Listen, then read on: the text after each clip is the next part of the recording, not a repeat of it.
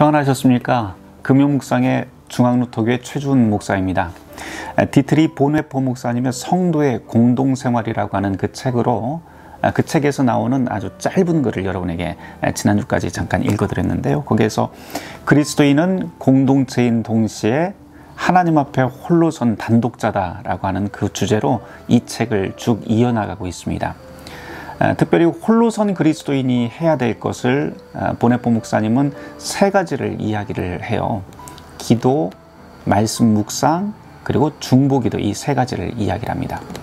지난 시간에 저희는 말씀 묵상에 대한 이야기를 같이 나누었었는데 오늘 계속 이어서 말씀 묵상에 대한 이야기를 조금 더 들어가 보려고 합니다.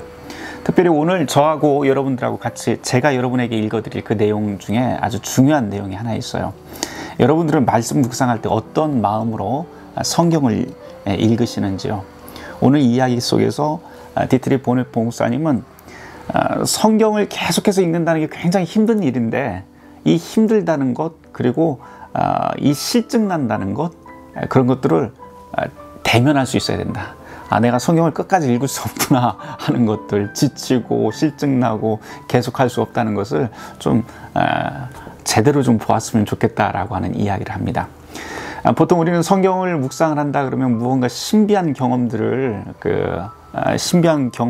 큰 깨달음에 대한 어떤 열망들을 가지지만 결코 그것이 좋은 것은 아니다라고 하는 것을 이야기를 하는데요. 오늘 그 이야기를 디트리 보네포 목사님이 어떻게 풀어나가는지 여러분에게 한번 읽어드려 보겠습니다. 136페이지부터인데요. 무엇보다도 우리는 묵상할 때 예기치 않은 비범한 경험을 해야 할 필요가 없습니다. 물론 그런 일이 일어날 수도 있지만 그러한 경험이 없더라도 묵상 시간을 허비한 것이 아닙니다. 쉽게 얘기해서 어떤 성경을 읽으면서 갑자기 막 가슴이 쿵 뛴다든지 그런 느낌들, 이런 거 없어도 된다는 거예요. 처음 묵상을 시작할 때도 그렇지만 우리는 거듭 반복해 메마른 내면과 무관심, 실증으로 인해 도무지 묵상할 수 없는 내면 상태를 대면할 것입니다. 실제로도 그렇죠. 우리가 성경 쭉 읽는다 그러면은 매일매일 읽는다는 게 쉬운 일은 아닙니다. 그러면서 무관심도 생기고 디트리 목사님이 말하듯이 실증도 생기고 내가 도대체 이 묵상을 왜 해야 되는 것인지 이런 의심도 생기죠. 그런 자기의 모습을 분명하게 만나게 된다는 그런 뜻입니다. 계속 읽어보죠. 그러나 이러한 체험에 얽매여 묵상을 중단해서는 안 되고 도리어 이럴 때 더욱더 인내와 신실함으로 묵상 시간을 지켜나가야 합니다. 그러므로 우리는 묵상 시간에 자기 자신 속에 일어나는 여러 가지 불쾌한 경험들을 너무 심각하게 받아들이지 않는 게 바람직합니다. 이런 경험들이 있죠. 불쾌한 경험이라고 하는데 연초가 되면 사람들이 다 그런 생각을 해요. 올해는 내가 성경 일독을 분명히 해야지, 꼭 해야지, 매일 하루에 한 장씩 꼭 읽어야지 했는데 며칠 하다 보면 작심삼일이라고 계속 하지 못합니다. 그럴 때 자기 자신을 자책하기도 하죠. 역시 나는 안 돼. 또는 성경을 쭉 읽는데 이거는 나하고 잘 안 맞는 말씀이야 라고 하는 생각도 들 때가 있습니다.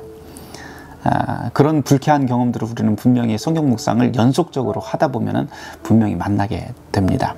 그런데 보네포 목사님은 이런 불쾌한 경험들을 너무 심각하게 받아들이지 말아라 라고 그렇게 권면합니다. 계속 읽어보죠. 여기서 우리의 오랜 허영심이 슬며시 비집고 들어올 수도 있는데 이것은 마치 자신이 순전히 감격스럽고 행복한 체험을 할 권리가 있기라도 하다는 듯이 생각하는 것입니다. 즉, 내면의 빈곤을 경험하는 것은 자기에게 어울리지 않는 일이라 여기는 터무니없는 주장이 경건한 모습으로 가장하여 숨어 들어올 수도 있다는 것입니다. 그러나 이 같은 태도로는 한 발짝도 전진할 수 없고 우리는 인내심을 잃고 자책하게 될 것입니다. 그래야 단지 자기가 좋아하는 것만 추구하고 자기 관조의 그물 속으로 점점 더 깊이 빠져 들어가고 말 것입니다. 그러나 그리스도인의 생활뿐 아니라 묵상할 때에도 자기 관조의 시간은 전혀 필요하지 않습니다. 그러니까 내 마음에 드는 것들, 내 생각에 빠져드는 것, 그게 별로 필요하지 않다는 거예요. 우리는 오직, 여기서부터가 중요한데요. 우리는 오직 말씀만을 주시하며 모든 것을 말씀의 역사하심에 맡겨 두어야 합니다. 말씀의 역사하심이라고 하는 것은 말씀이 우리 안에 들어와서 생동감 있게 나를 읽어내려가는 것, 그리고 생동감 있게 나를 움직이게 하는 것을 뜻합니다. 계속 읽어보죠. 하나님께서 우리에게 공허함과 갈증의 시간을 주신 것은 우리로 하여금 다시 하나님의 말씀으로부터 모든 것을 기대하도록 하기 위해서가 아니겠습니까? 그 다음 구절에 아주 기가 막힌 구절이 나옵니다. 하나님을 구하고 기쁨을 구하지 말라. 이것이 모든 묵상의 규칙입니다. 하나님을 구하고 기쁨을 구하지 말라. 이것이 모든 묵상의 기본 규칙입니다. 오직 하나님을 찾으라. 그러면 기쁨도 주어질 것이다. 이것이 모든 묵상에 주어진 약속입니다. 오늘 여기까지만 제가 읽어드릴 텐데요. 맨 마지막 구절을 여러분들 한번 곰곰이 금요 묵상 시간에 한번 곰곰이 한번 묵상해 보시길 바랍니다. 우리가 묵상을 하는데 하나님을 구하고 기쁨을 구하지 말아라. 이것이 묵상의 가장 기본 원칙이고요. 묵상을 하면서 말씀을 읽으면서 하나님을 찾으면 거기에서 기쁨이 주어질 것이다 라고 하는 약속이 우리에게 주어져 있습니다.